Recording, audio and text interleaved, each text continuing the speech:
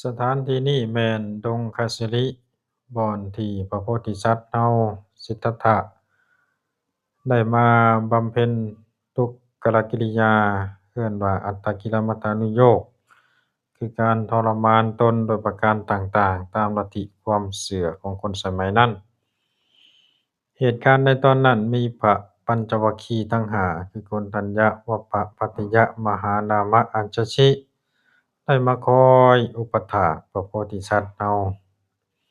เมื่อพระโพธิสัตว์เราปฏิบัติไปแล้วจึงรู้ว่าวิธีการทรมานตนบ่เป็นการจะเฮ็ดให้บรรลุได้จึงหันมาเสวยอาหารเว้าภาษาบ้านเราหันมากินข้าวแต่ปัญจวัคคีย์ทั้งห้าเมื่อเห็นเหตุการณ์นั้นจึงคิดว่าพระโพธิสัตว์เรานี่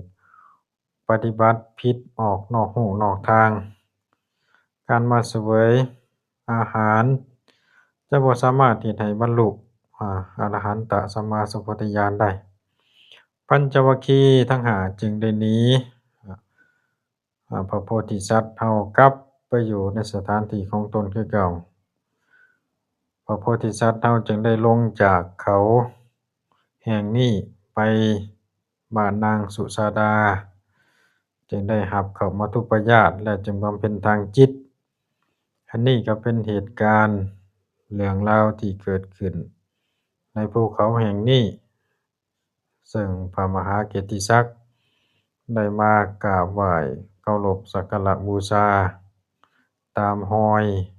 พระพุทธองค์ที่ประเทศอินเดียมีโอกาสมีเวลาก็จะได้เล่าเรื่องราวเหตุการณ์พุทธประวัติเหตุการณ์สำคัญในสถานที่ต่างๆสู่ญาติโยมผู้บ่มีโอกาสได้มาพุทธภูมิประเทศอินเดียแห่งนี้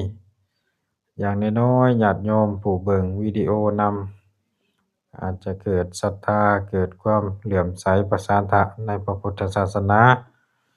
สิ่งเหล่านั้นก็เป็นบุญเล็กๆน้อยๆผู้ได้เห็นก็เป็นบุญตาเนาะอันนี้ก็เป็นในถ้ำที่ได้ถ่ายวิดีโอให้เบิ่งให้ชมเจริญสุขเจริญพรแต่เพียงเท่านี้สาธุ